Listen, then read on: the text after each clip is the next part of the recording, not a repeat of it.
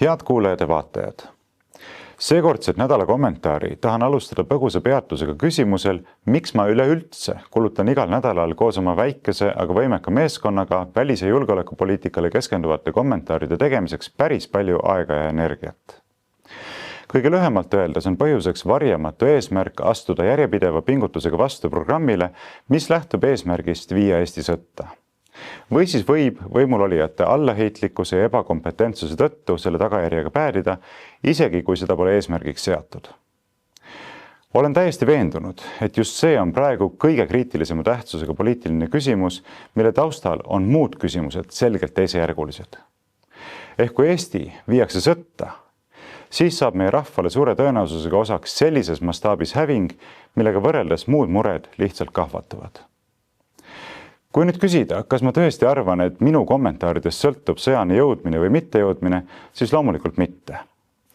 Küll aga arvan ma, et kui senisest tunduvalt rohkemad inimesed astuksid avalikus arutelus meid sõtta tüüriva programmi vastu välja, eriti need inimesed, kelle sõnal on kaalu, siis oleks tunduvalt raskem seda programmi ellu viia. Mina saan selleks lihtsalt ära teha oma osa. Ehk siis kokkuvõtlikult öeldes, teen neid kommentaare lähtudes eesmärgist julgustada inimesi välis- ja julgeolekupoliitiliste küsimustega seonduvalt iseseisvalt kriitiliselt mõtlema, meie mõtlemise ja hoiakute töötlemiseks mõeldud massiivsest valelikust propagandast läbi nägema ning leidma endas ka julguse neil teemadel avalikult sõna võtta, rõhutades rahu saavutamise, mitte sõja pikendamise ja eskaleerimise kriitilist tähtsust. Seismine selle eest, et Eestit ei tõmmataks, lükataks ega tüüritaks sõtta, ei ole üheski mõttekas tähenduses äärmuslus ega Eesti-vaenulik tegevus. Vastupidi, see peaks olema kõigi Eesti tulevikust hoolivate kodanike esmane kohustus.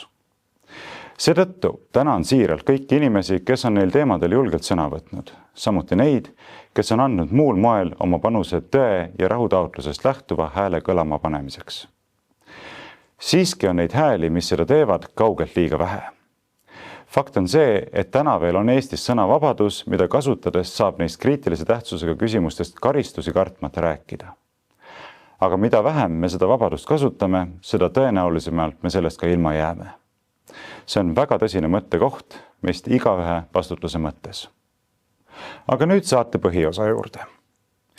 Eelmisel nädalal kommenteerisin sotsiaalmeedias Eesti ametkondade poolt rahvusvahelistes vetes läbi viidud operatsiooni peatamaks väidetavalt Venemaa varilaevastikku kuuluv tanker Argent Jaguar. Olgem ausad, tegemist oli järjekordse Eesti-poolse provokatsiooniga, kusjuures väga ohtliku provokatsiooniga. Mingit reaalset ohtu väljaspool meie territoriaalmerd seilav tanker endast teadaolevalt ei kujutanud ning on vaieldav, kas Eestil üldse oli õigus seda valitud meetmetega peatada. Mindi jõudu näitama, aga jõulise reaktsiooni peale, Venemaa saatis teatavasti kohale oma hävitajad Su-35, taanduti sabajalge vahel, püüdes seejuures toimunut avalikkuse eest varjata. Info imbus avalikkuse ette hoopis Venemaa ja Poola sotsiaalmeedia kaudu. Kokkuvõttes jäeti endast hale pilt ning tõestati, et oleme tühikargajad. Isegi Eesti Päevalehe Delfi juhtkirjas nenditi seda. Tsiteerin. Praegune lahendus jättis Eesti naerualuseks, lahendamata midagi. Olime kaugelt vaadates abitud ja peata. Taasjoonistusid välja meie asjaomaste isikute karjuvat ebakompetentsust ja riigi reaalset jõuetust varjutama pidavat poosid. Kuigi sedasi õnnestub lollitada vaid Eesti inimesi, jätkub meeleheitlik püüe näida kellegi või millegina, kes me tegelikult ju ei ole. Aga küllap ongi see täpselt see, mida välismaised isandad meilt ootavad. Sest tuletades meelde eelmise nädala kommentaaris käsitletud, nagu kirjutas hiljuti oma programmilises artiklis Reformierakonna julgeolekupoliitika üks ideolooge Eerik-Niiles Kross, Kremli provotseerimine või mitte, loomulikult peab Eesti seda tegema. Ja, loomulikult, täiesti loomulikult ehk iseenesest mõistetavalt peab Eesti Venemaad provotseerima. Teadage miks? Sest provokaatorina on väikesel ebaproportsionaalselt suur jõud ja just nii saab ka väike ja vähevõimekas anda suurema agenda elluviimisse olulise panuse. Vahemärkusena olgu mainitud, et kuivõrd tegemist oli äärmiselt tõsise intsidendiga, mis viis meid peaaegu sõjalise konfrontatsioonini Venemaaga, andsin esmaspäeval iseenda ja rea fraktsioonikaaslaste nimel üle temaatilise arupärimise peaminister Kristen Michalile. Arupärimises esitatud küsimusi on terve rida, kokku 13, aga ennekõike soovime teada, kes nimeliselt selle operatsiooni kasuks otsustas ja seega ka selle eest vastutab. Jutud, nagu langetaks merevägi sellised potentsiaalselt väga kaugele ulatuvate poliitiliste tagajärgedega otsused iseseisvalt, ei ole absoluutselt usutavad. Ja isegi kui asjad nii käivad, ei tohiks need sedasi käia, sest kaalul on kaugelt liiga palju. Nagu aastate jooksul normiks kujunenud, välditakse küsimust vastutusest nagu tuld. Reegliks on ju saanud, et mitte keegi ei vastuta mitte millegi eest. Arupärimise terviktekst on kättesaadav minu kodulehel, kuid võib karta, et istungjärgu lõppu lähenemist ära kasutades suvatseb peaminister sellele vastama tulla alles sügisel, ehk siis, kui küsimus on ammu kaotanud aktuaalsuse. Aga tuleme tagasi juhtumi kajastuse juurde avalikus inforuumis. Selle asemel, et teha tankeri äpardusest adekvaatsed järeldused, see tähendab tunnistada möödalaskmisi, nõuda selgitusi ja tõstatada küsimus vastutusest, asus Stratcom pärast põgusat mõtete koondamist lausrünnakule. Õigustavate ja kohati ka iseendale vastukäivate konstruktsioonidega esinesid meediast Tarvo Maatsen, Meelis Oidsalu, Martin Herem ja mitmed teised ise hakanud merenduseksperdid, multitalendid. Muuhulgas kasutati kordustes mõnevõrra eksitavat kirjeldust tanker Argent Jaguar jälitamisest või eskortimisest Eesti vetes. Siin on üks oluline, lausa põhimõttelise tähtsusega nüanss, millel tuleb lähemalt peatuda. Nimelt kehtivad majandusvööndis vaba laevasõiduõigus, ülelennuõigus ning allveekaablite ja torujuhtmete paigaldamise vabadus.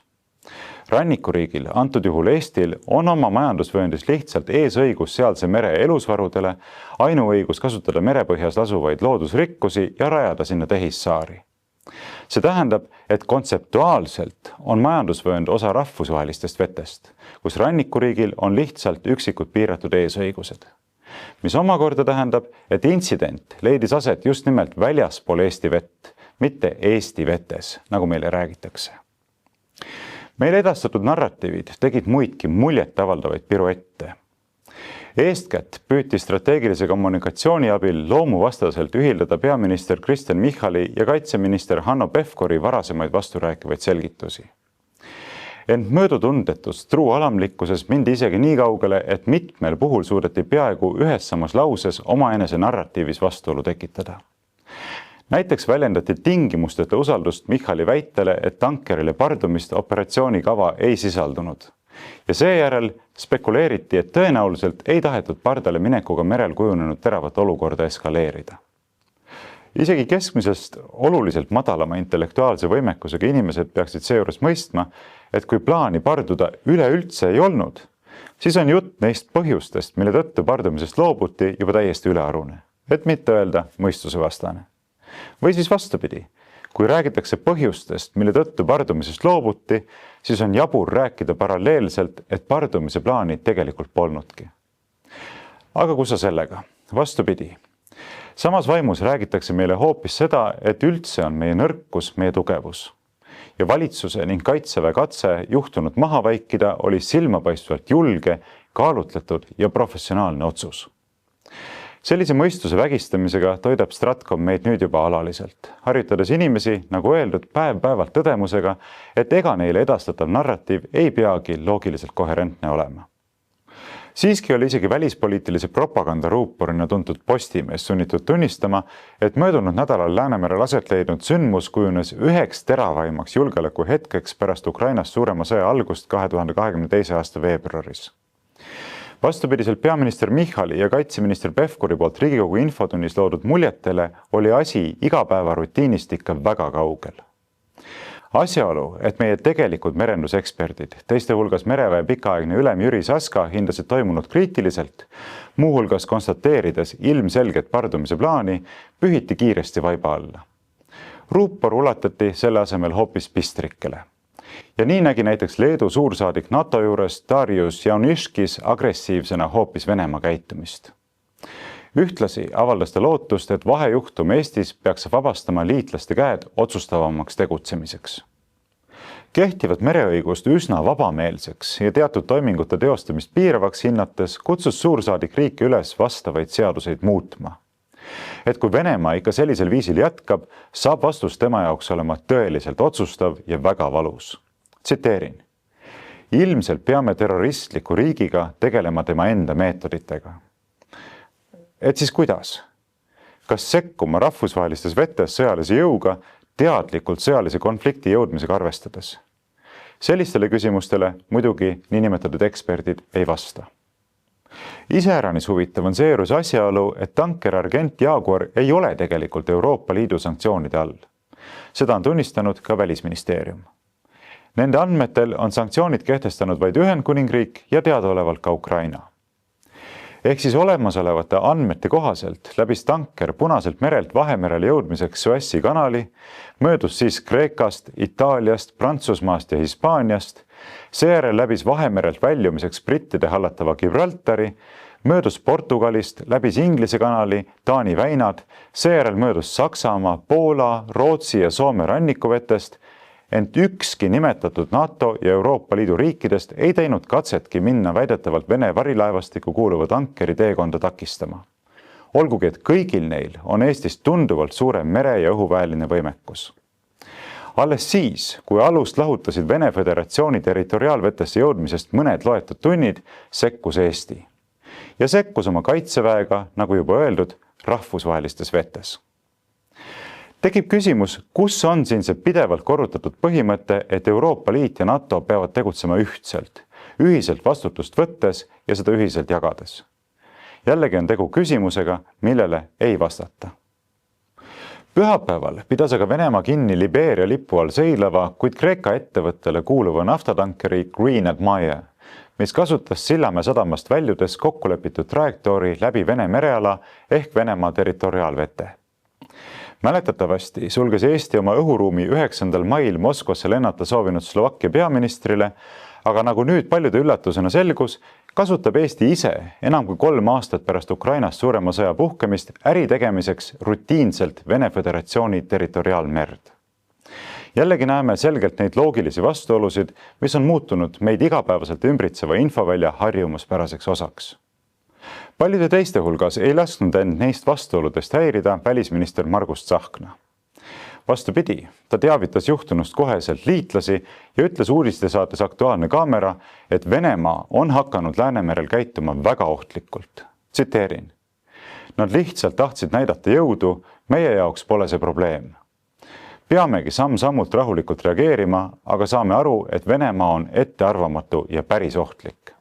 No Venemaa on hakanud Läänemerel käituma väga ohtlikult, juba teine intsident väga lühikese aja jooksul ja eks see on kindlasti seotud sellega, et me oleme hakanud kimbutama Venemaa varilaevastikku.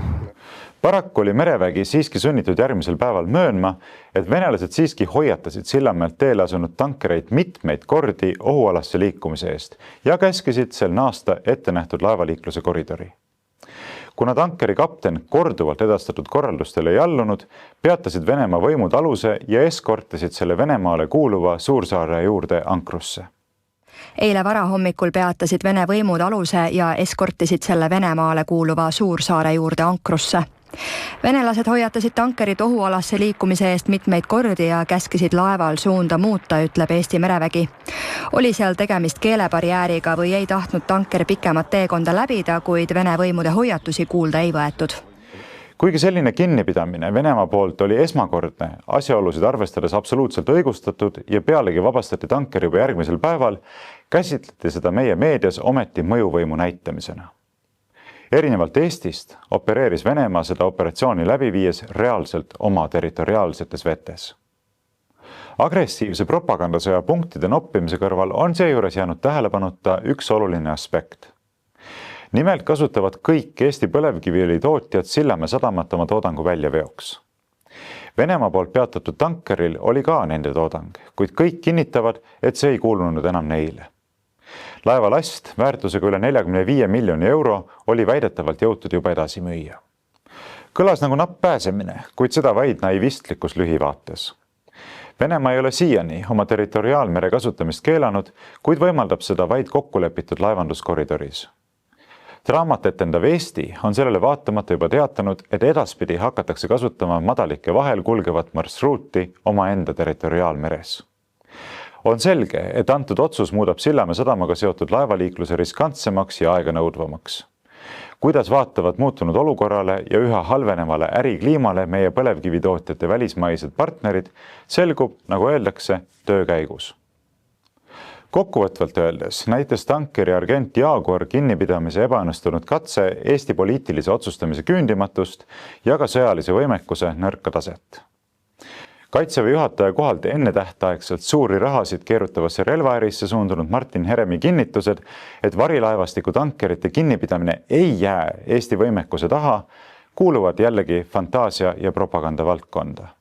Ehk sinna samma, kuhu kuuluvad tema kuu aja eest antud avalikud kinnitused, et Eesti võidaks sõja Venemaaga kohe päris kindlasti.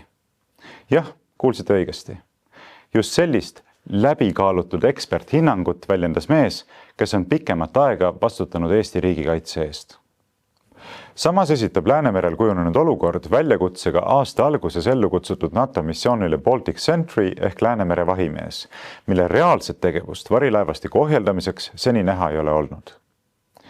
Jaanuaris Läänemere riikide juhtivpoliitikute ja NATO peasekretäri Mark Rutte poolt üles puhutud meediakäraga välja kuulutatud missioon on praktiliselt fantoom. Toona märkis Rutte suuresõnaliselt, et koostöös kõigi liitlastega tehakse kõik endast olenev, et tagada ohutus ja turvalisus mitte ainult meie kriitilisele infrastruktuurile, vaid ka kõigele sellele, mis meile kallis. Pärast vägevate mereriikide pressikonverentsi ja ühispildistamist rulliti aga lipud taas kokku ja tanki lükati alati kuulekas väikemees Eesti. Ja miks ka mitte, kui Eesti poliitilise juhtkonna moodustavad inimesed, kelle jaoks kuulekus suuremale väljaspoolt dikteeritud agendale on ilmselgelt olulisem kui omaenda rahva heaolu. Ei saa siiski väita, et meie ametkondade tegevustel ja poliitikute üle võlli teravatel avaldustel mingisugunegi registreeritav mõju puuduks. Tasapisi, aga kindlate sammudega on Eesti oma eesmärgile ikkagi lähenemas ja esimene oodatud signaal on idanaabrilt juba saadud. Venemaa välisministeeriumi pressiesindaja Maria Zakharova sõnul jälgib Moskva olukorda Läänemerel ja vajadusel on valmis NATO liikmesriikide provokatsioonidele vastama. Saab näha, mis hakkab juhtuma, kui tanker Argent Jaguar alustab tagasiteed Läänemerelt välja. Igal juhul käsitleb Venemaa välisministeerium nimetatud tankeri kimbutamist otsese provokatsioonina ja rahvusvahelise õiguse rikkumisena. NATO riikide püüded esitada Läänemerd oma sisemerena ja vormistada ümber selles veepiirkonnas kehtivaid laevaliikluse eeskirju, mis tegelikult põhinevad rahvusvahelisel õigusel, ei ole Venemaale vastuvõetavad. Moskva arvates on NATO liikumas meresõiduvabaduse vastu sihitud aktiivmeetmete poole. Õiguslikust vaatepunktist kehtib Läänemeres väljaspool rannikuriikide territoriaalmerd navigatsioonivabadus, mis annab õiguse seal viibida mis tahes lipu all sõitvatele laevadele ja alustele. See on baasprintsiip.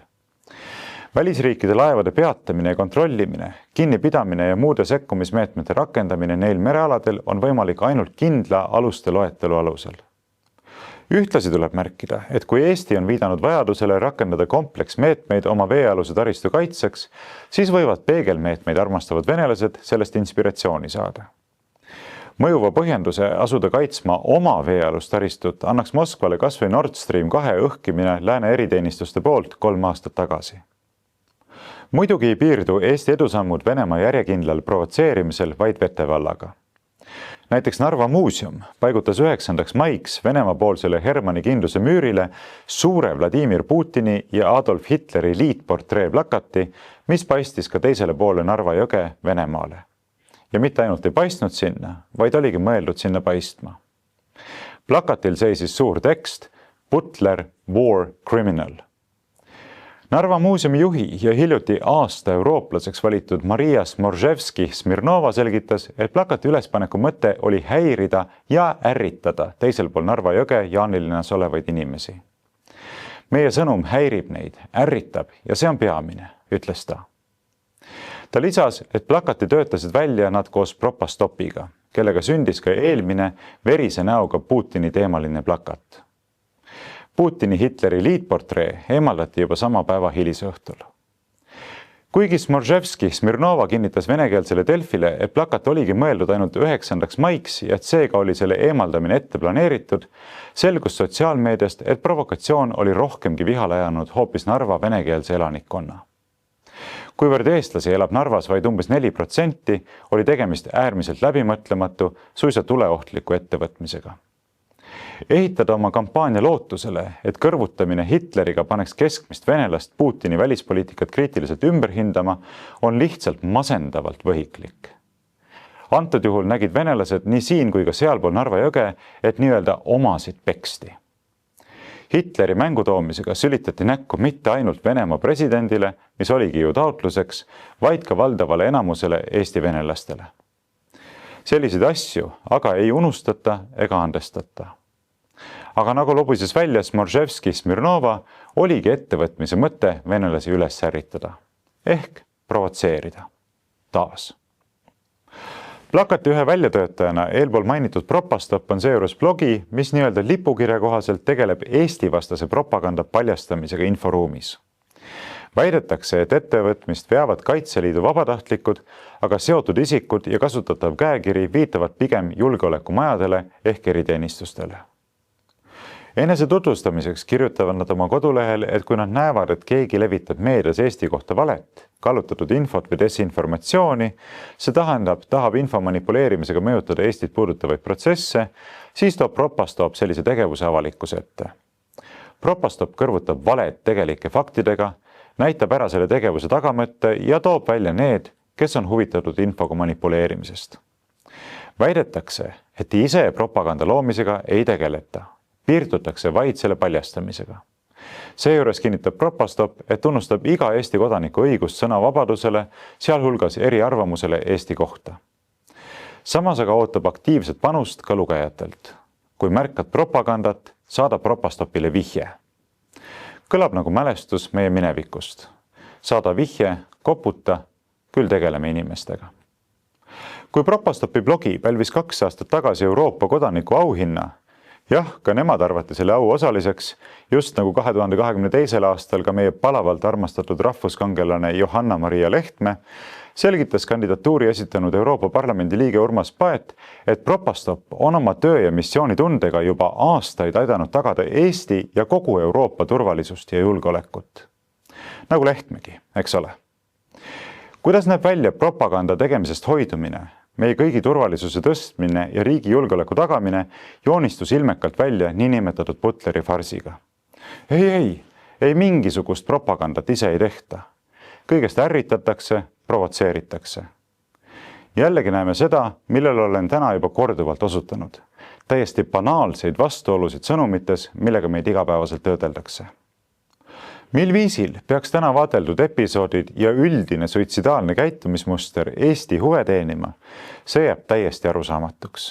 Tõepoolest, totaalselt arusaamatuks. Vastupidi, kui provokatiivsest hoiakust ja sellest lähtuvatest otsestest provokatsioonidest ei loobuta, siis võib karta, et ühel hetkel päädib asi täiesti ettenähtavalt meie jaoks väga traagiliselt. Või kui pisut parafraseerida Martin Helmet, siis kas valitsuse arusaamas on tema konkreetne ülesanne provotseerida sõda Venemaaga või on valitsuse konkreetne ülesanne tagada Eesti julgeolekut sellega, et meil sõda Venemaaga ei tuleks? See ei ole retooriline küsimus, sest reaalsetele faktidele vaadates pole vastus sugugi ilmselge. Lõpetades tänast saadet, naasen teadlikult ringiga algusesse ja kordan seal alla joonitut. Meil tuleb järjepideva ühise pingutusega astuda kartmatult vastu programmile, mis viib Eesti sõtta. Kordan, et minu vaatest on just see praegu kõige kriitilisema tähtsusega poliitiline küsimus, mille taustal on muud küsimused selgelt teisejärgulised. Kui meid viiakse sõtta, siis saab mitte ainult meie riigile, vaid meie rahvale suure tõenäosusega osaks sellises mastaabis häving, millega võrreldes muud mured lihtsalt kahvatuvad. Seetõttu kutsun teid üles otsustavale vastuseisule, ilma igasuguse valehäbita. Oma kommentaare jätkates püüan ise talitada oma sõnade kohaselt. Tänaseks aga tänan teid kõiki kuulamast, vaatamast ja kaasa mõtlemast. Kui peate vajalikuks minu välispoliitika kommentaaride projektile omalt poolt kaasa aidata, siis selleks tarviliku info leiate nagu ikka minu kodulehelt aadressiga varrovooglaid.ee. Soovin teile ilusat nädalavahetust ja kohtumiseni taas järgmisel nädalal. Nii et seetõttu ja kinnitan veel kord üle, kui kellelgi on veel jäänud arusaamatuks, ei olnud algusest peale plaani minna pardale. Et see, kui keegi tahab kaasa minna Venemaa mingisuguse narratiiviga, siis ma soovitan seda siiralt mitte teha. Venemaa soovib igat sellist intsidenti näidata teises valguses, kui tegelikult asjaolud on. No esiteks, härra kaitseminister, et ennem hakkasite jälle selle Vene kaardiga siin vehkima, ütlesite, ärge minge kaasa sellise Venemaa narratiiviga, nagu oleks olnud mingi pardumise soov üldse. Kuulge, ERR-is avaldati uudis, kus vahendati endist mereväe juhatajat Jüri Saskat, kes ütles, et ilmselgelt oli pardumine plaanis, aga operatsioon jäeti pooleli.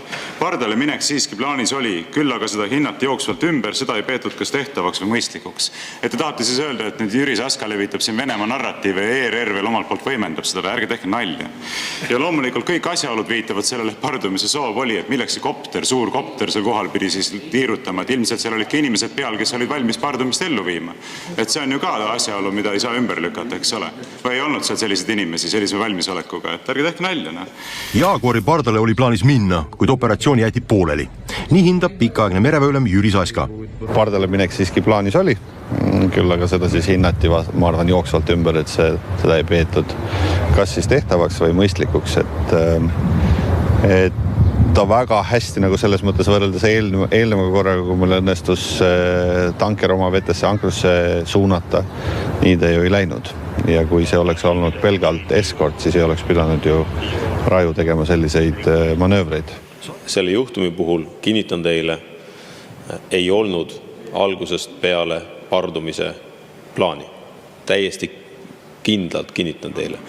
Ja mis on eriliselt problemaatiline on see, et niisugust asja ei tohiks teha ilma poliitilise otsuseta. Peaminister ütles, et kuidas ta ennem ütles, et korralduse andis Kaitseväe peastaabi ülem Kaitseväe juhataja nimel. Aga küsimus ei ole selles, kes korralduse andis, vaid see, kes langetas vastava otsuse niisugune korraldus anda. Ja ma väga sügavalt loodan, et seda tehti poliitilisel tasandil. Saska peab oluliseks, et merevägi ei jääks patuoinaks.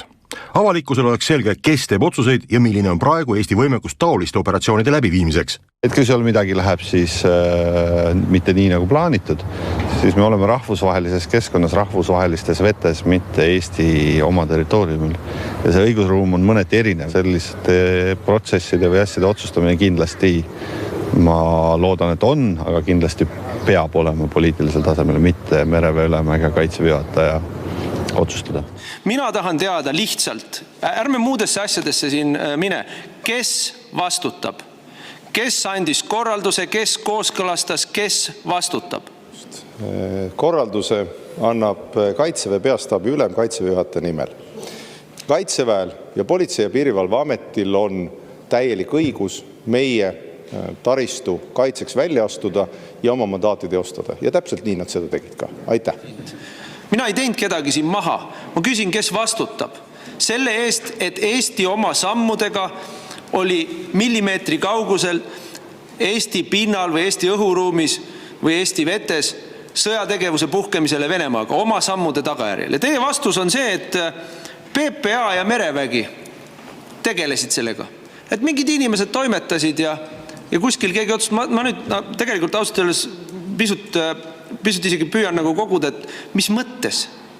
Te olete peaminister, kõrval istub kaitseminister ja te tulete meile rääkima, et te ei tea mitte midagi. Mingid piirivalvelaevad otsustasid sõtta minna Venemaaga, te ei tea mitte midagi või? Teid ei kaasatud, teilt ei küsitud kooskõlastust või nõusolekut. Aga mida te teete seal ametis? Astu tagasi.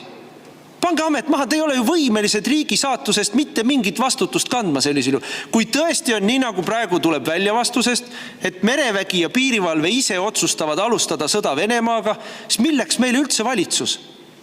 Minge minema. Anname siis Belitsevile või ma ei tea kellele, mõnele mereväe võllile selle riigi juhtimise üle. Minge minema sealt ametist, kui te ise ei olnud selle otsustamise juures. Ma küsin uuesti, kas te olite või ei olnud siis selle otsustamise juures? Korralduse annab Kaitseväe peastaabi ülem Kaitseväe juhataja nimel. Ja tegevused olid kooskõlas teiste asjasse puutuvate riigiasutustega. Sellel on nii seadusandja mandaat kui valitsuse mandaat, nii et meie Kaitseväge ja mereväge toetame, et oleks klaar. Ehk veel kord, kes nimeliselt langetas otsuse see operatsioon ellu viia ja kas operatsioon oli valitsusega kooskõlastatud eelnevalt ja ka heaks kiidetud. Ma loodan, et ma rohkem ei pea kordama. Korralduse andis Kaitseväe peastaabi ülem Kaitseväe juhataja nimel. Ja mulle tundub, et teile vist jääb ebaselgeks veidi, et Kaitseväel, Mereväel nagu Politsei- ja Piirivalveametil on mandaat, seadusest tulenevalt mandaat kaitsta, astuda samme erinevate operatsioonide läbiviimiseks.